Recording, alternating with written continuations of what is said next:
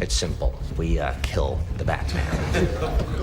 If it's so simple, why haven't you done it already? If you're good at something, never do it for free.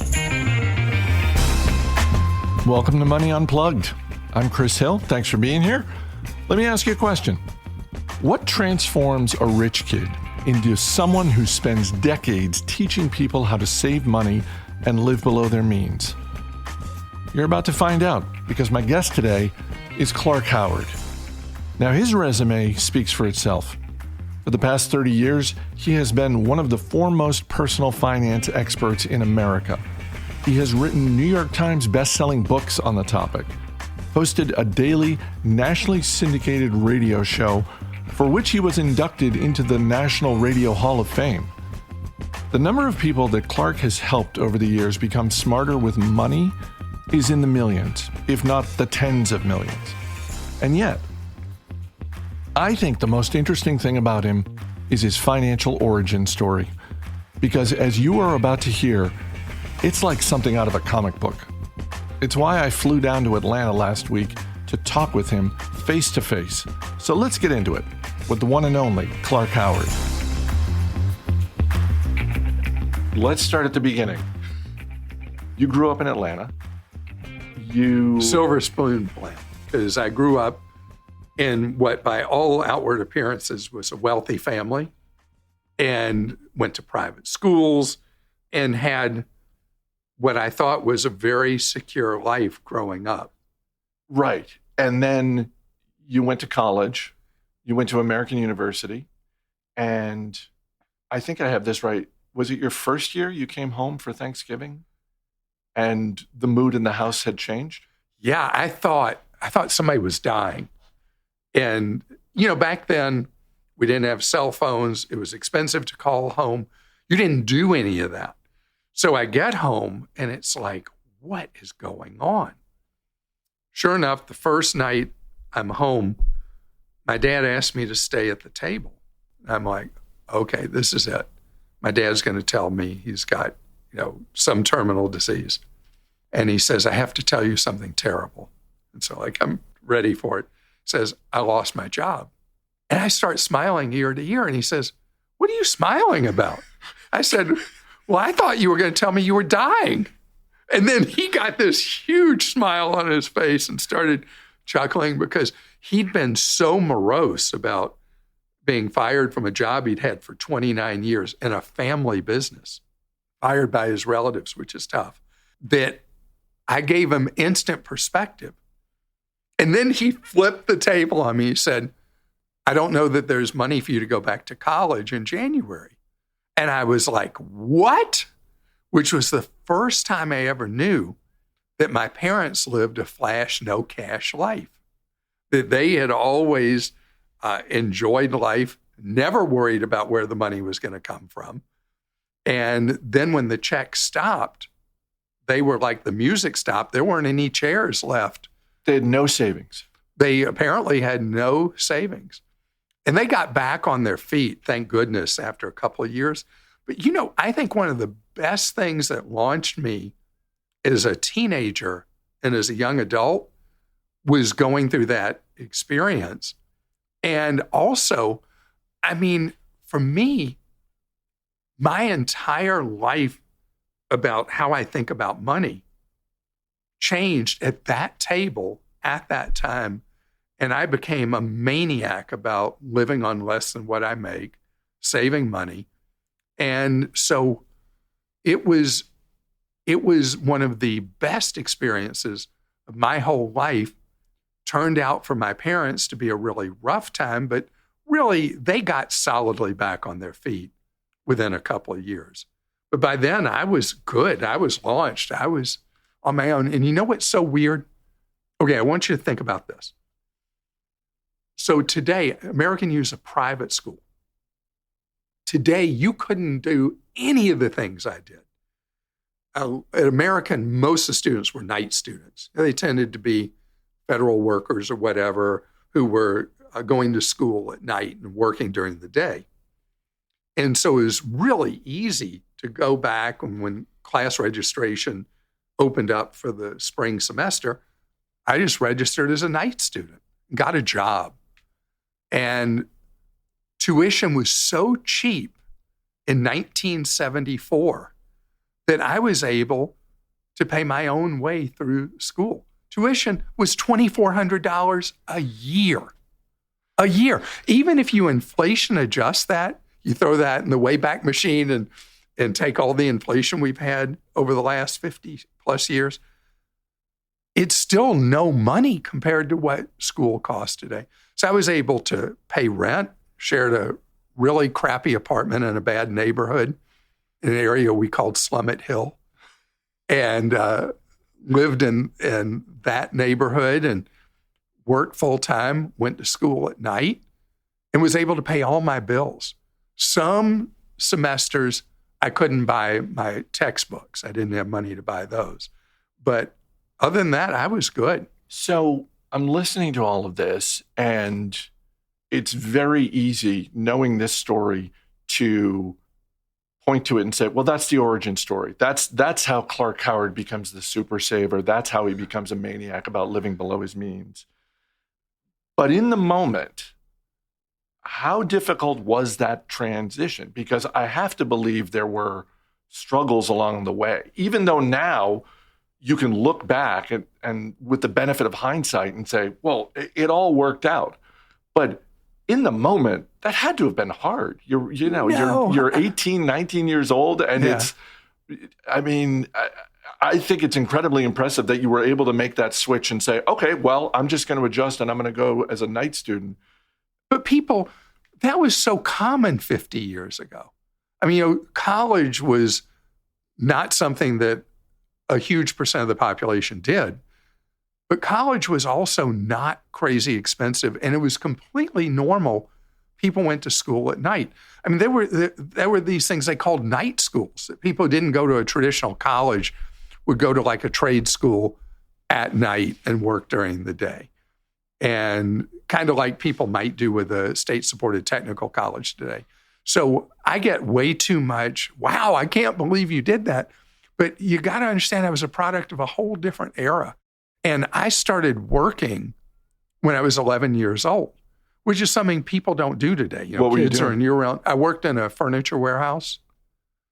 What were you doing in a warehouse? Just moving furniture? Carrying stuff around, taking purchases to customers' cars, and just doing normal stuff you do in a warehouse. There were really no enforced child labor laws. I was just going to say, there was no such thing in the South. I get the normal things you do in a warehouse, having worked in a warehouse at various points in my adult life. I never saw any 11-year-olds walking around. I think it was very common in the South that kids worked from a very young age. It was just how things were done. I had so been used to working as a kid at 11, and then at 14, I started working on a furniture delivery truck. At 16, I worked in a manufacturing warehouse. And that was just what you did. So the transition for me into working in college, it wasn't a real leap. It was like, okay, that's what I'm going to do. And the fact that I was making $7,000 a year working as a civilian employee for the Air Force, that was enough money to pay my rent. My rent was $257 a month. Imagine that. Split two ways. And that included utilities. So I was paying like, what today you're like, people can't even rent a parking space in a big city for that a month. So I was paying my rent. I discovered generic food in the supermarket. It was so funny. The supermarket I would go to was an A&P or a chain called Giant Foods. And back then, store brands would just be a white can with block lettering. And that's what I lived on, were generic cans of really crummy food. No microwaves in that era. Right. It was a totally different time.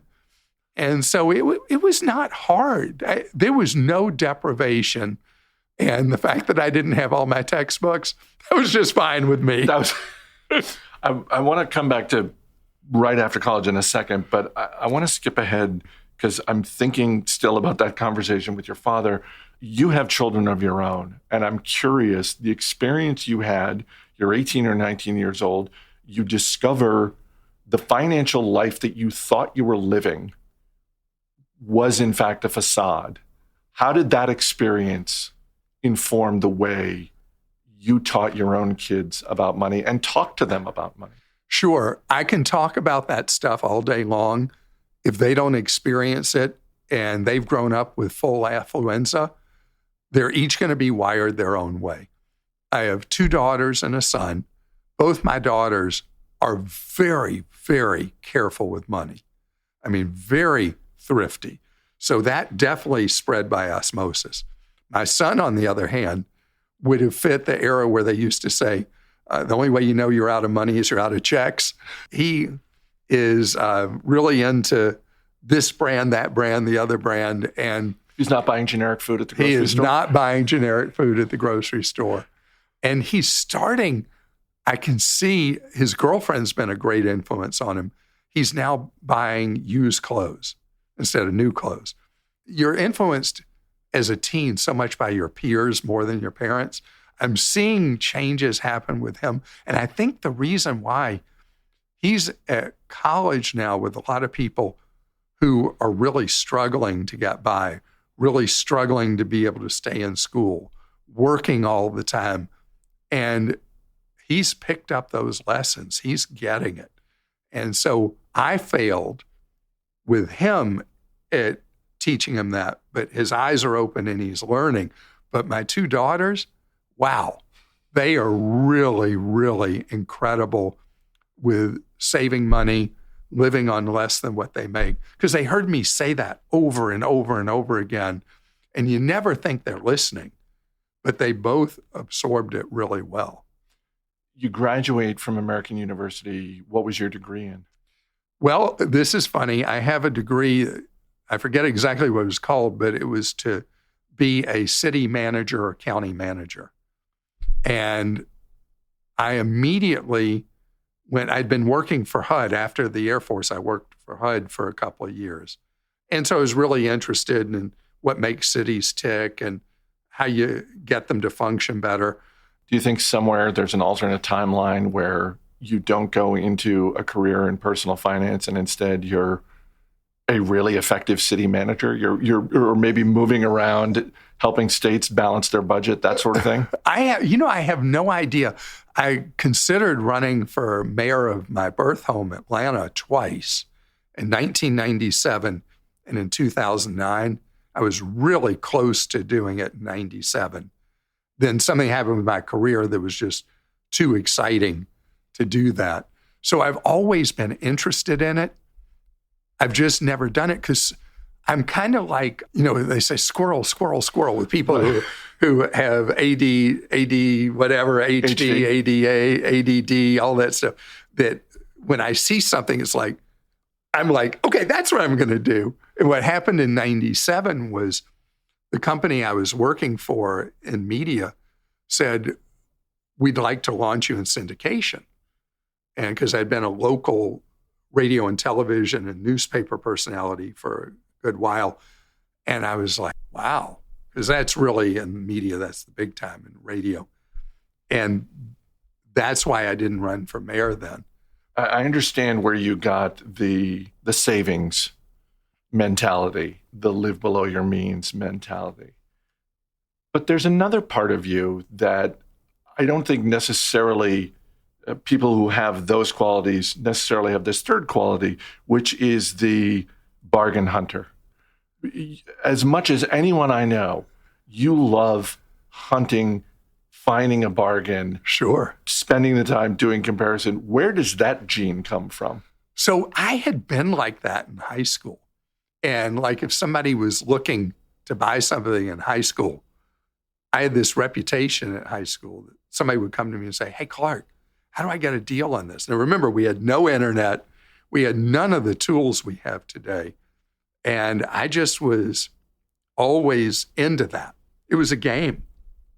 And I loved winning at the game.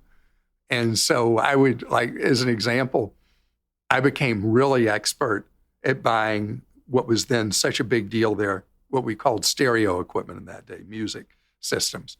And so people would come to me and say, hey, how do I do this? What do I do? And I wasn't doing it as a business. I would just say, okay, let's go see this guy I know. And there was this guy who was a minister. And A minister who sells stereo equipment? that's how he had his congregation, but it was the way he earned a living was selling stereo equipment. And so we called him the Reverend, and we'd go see the Reverend, and he'd say, well, can you come at 10 o'clock tonight? And we'd go to this decrepit warehouse. And later as an adult, I was like, well, he is a minister, but I wonder if any of that stuff was hot. And we were buying, but I was like the hookup guy, and I was just into it. Coming up, Clark shares how he invests, as well as the unique way that he picks travel destinations. So, a few weeks ago, I mentioned that I was going to be running the Marine Corps 1775 race. And I got to say, it went pretty well. The race was well organized because, come on, it's the Marine Corps. There were a lot of current and retired military and their families. It was one of those races that had a really great vibe to it. 17.75 kilometers long. That's 11 miles. Half of it on pavement, the rest on wooded trails, uneven terrain, and it definitely helped my cause that I was running in new gear that I got at Pacers. I bought a new pair of New Balance shoes, but you don't have to be a New Balance person like me. Pacers has got tons of brands for running and cross-training and more. They've got Nike, Asics, Brooks, Hoka, apparel for men and women. They've got accessories. Pacers helps you get what you need to get in better shape and stay in better shape. And you can get 10% off when you use the promo code MONEY at runpacers.com. Click the link in the show notes or go to runpacers.com, get the stuff you want, and get 10% off by using the promo code MONEY. All right, let's get back to Clark Howard.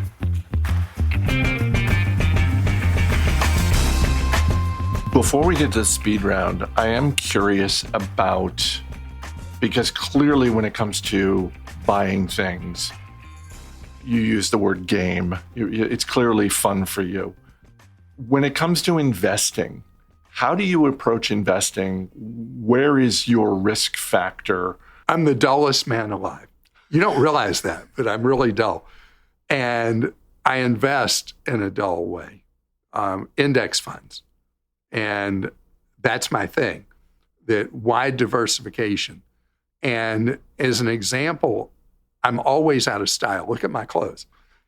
Behind you see a mannequin of me from 30 years ago, and I look exactly the same as I do now, always out of style. And my investing is, I'm never with the flavor of the month with investing. As an example, I've always been diversified globally and people have laughed at me for years and years and years because returns outside the United States have lagged the United States for, 15 years running. But I believe that the values of U.S. investments have been so inflated by this whole idea of American exceptionalism that eventually there was going to be a reversion to mean. And so right now, I haven't been suffering from the correction in the U.S. market, even though I have substantial U.S., but I also have a third of my money overseas in index funds overseas.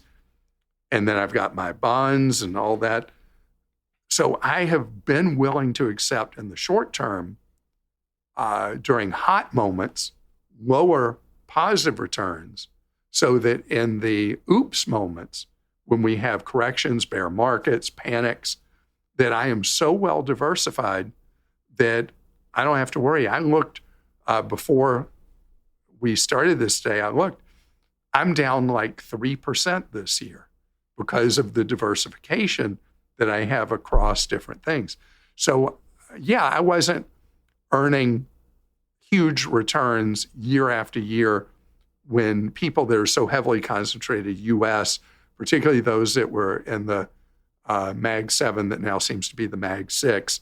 We're so into that. I am always into being widely diversified, steady as you go, like a tortoise, put money in every month and spread it out and let it grow.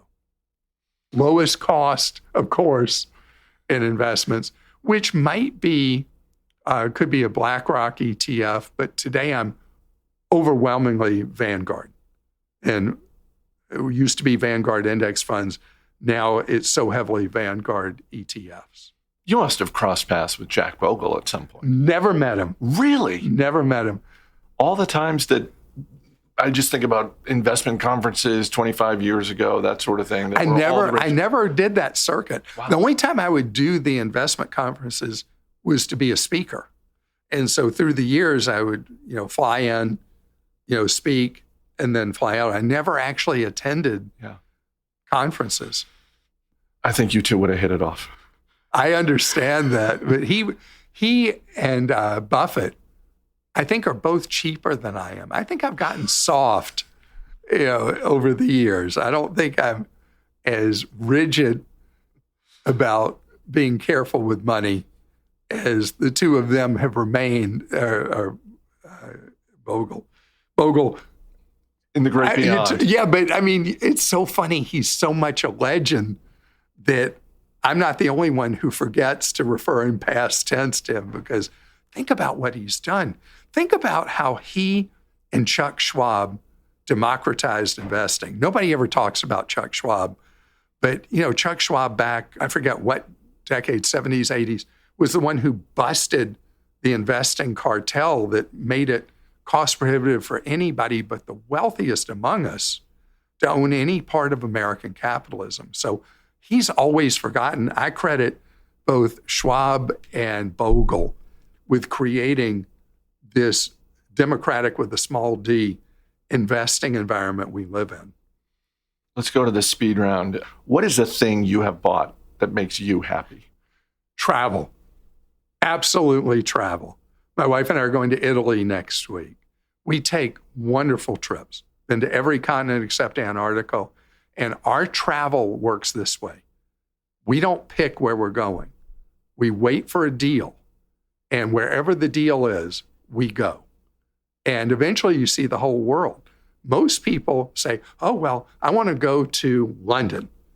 And they start looking for what the cost is going to be to London. What I do instead is wherever it is, in the United States, overseas, when a deal pops up so randomly, because that's how it works with airfares today, that's how I decide where I go. And I take my staff on a reward trip once each year, and we go wherever in the world the bargain is. So this year we went to Hawaii because it was 388 round trip. And last year we went to, I think we went to Italy. Yeah, Italy last year because it was 400 and something round trip. So wherever the bargain is, that's where I go. One of my staff members is funny because it kind of spreads like a good virus, people that are around me. So the managing editor of Clark.com was on the flight to Hawaii on our staff trip when a deal popped up to Australia, from the east coast of the U.S. to Australia, for 877 round trip. And she and her husband booked it and went early in March to Australia. Why? Because it was 877 round trip. That's where the deal was. Have you ever made a purchase that you regret and you still think about it now and then? Oh, yeah. Oh, yeah. Absolutely in real estate. When I'd make a mistake buying a place. Because we haven't talked about it, but I've always been a real estate investor. I bought my first foreclosure when I was 22. And the problem is when you make a mistake with a stock or a bond or a mutual fund or index fund, you say, okay, next play, you just sell it, you're done, right? You don't do that with real estate.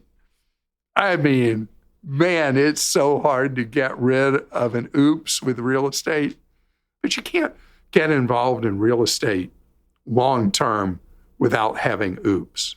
It's just going to happen. What is one thing about money that you wish you knew earlier? Man, you probably ask that to people, and it's such an easy question to answer. Wow. Wow. What do I wish I'd known earlier about money? I know what it is. I used to be too obsessed with money. I used to think that money was everything. And it took maturity to learn that I was wrong. Money is just a vehicle to get to where you want to be, and money should not be worshiped. What is the last thing you splurged on just for yourself? Oh, yesterday, super premium ice cream. I mean, when you talk about something for which one should not compromise, if you love ice cream, you buy the best ice cream, because the quality of the ingredients in a supermarket case are so extreme with ice cream. So I am never wasting calories on crappy ice cream. I love that you framed it that way, because obviously we spend money to buy ice cream, but as you point out, we spend calories too, and they are both currency. So yeah, don't buy the cheap ice cream. No. And I know people love going to dip stores and getting ice cream. I'm a supermarket guy, because when I figure out how much I'm paying per ounce for ice cream at a dip store versus going to the supermarket and getting a pint. I mean, and yeah, I know people would say, well, why wouldn't you get a half gallon? Because if you're getting a super premium ice cream, you're buying it in a pint. But how do I buy it? I bought it on sale. And so it was on sale yesterday. I used my app for that supermarket, and it was a digital coupon, and I paid $2.99 a pint for Ben & Jerry's chocolate chip cookie dough. What is a charitable cause that you like to support? Habitat for Humanity. My wife and I have had the privilege over the last 30 years, is our 30th year build we just did, of sponsoring and volunteering at 102 Habitat build sites around the United States. I was going to say, I saw in the room just over my shoulder here a bunch of hammers mounted on the wall. I'm assuming that's so the work depending you've on done. the affiliate, different affiliates give you different recognitions, and we don't have room for all the hammers. It's a good problem to have, and it's a big financial commitment to sponsor a Habitat home. But when you're there working side by side with the home buyer who's buying a home, volunteering there, seeing all those volunteers around as the community comes together, it's the best of the American volunteer spirit. When people come together, community from all different walks of life, nobody's asking what political party they're from. Nobody cares. They're there for a common purpose and common cause, creating an opportunity for somebody to buy a home. And our home buyer that we just dedicated 2 weeks ago is living in a 4-bedroom, 2.5-bath house with his children. He's a single dad of 2 kids. And his payment is roughly $850 a month because of all the volunteer labor. It's just fantastic. And the Habitat mortgage rate with this Habitat affiliate we just sponsored with is 0%, which helps a lot. helps a lot. So you want to hear passion from me? It's about community. It's about when people come together and make a difference. And my other big cause, if you will, is children in foster care. So we do an annual thing called Clark's Christmas Kids, where we collect money and toys for children in foster care.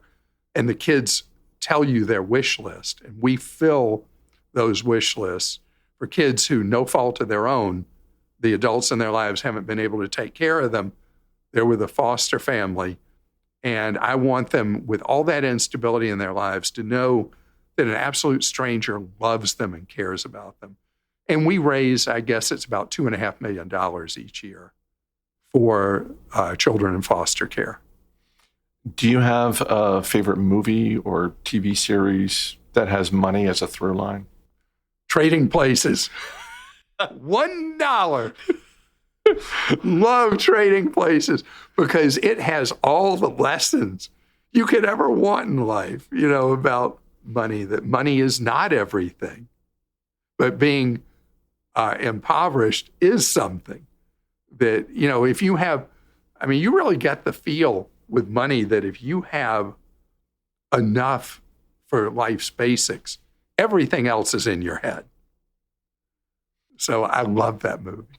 The last thing is a penny for your thoughts. And it can be about money, but it doesn't have to be. It can just be some bit of advice or wisdom that you've picked up along the way that you can share with people who are listening. Unless you are living a life at poverty, so much is choices from there. You think about, you could have two brothers who both grew up in the same household, and one of them is always broke, even if he has a good job, and the other earns less and all that, but is doing really well and saving money and all that. So much is attitude in life, and the decisions that we make, little ones and big ones, that make that difference. But if you do nothing else, if you can live your life where before you get a paycheck, you net out money into your own Roth IRA. If you work for an employer with a 401k, or you got a thrift savings plan or anything like that, contribute to it from the first day you're working. Do that your whole life. You've developed a pattern of living on less than what you make, and you create freedom in your life. There you go.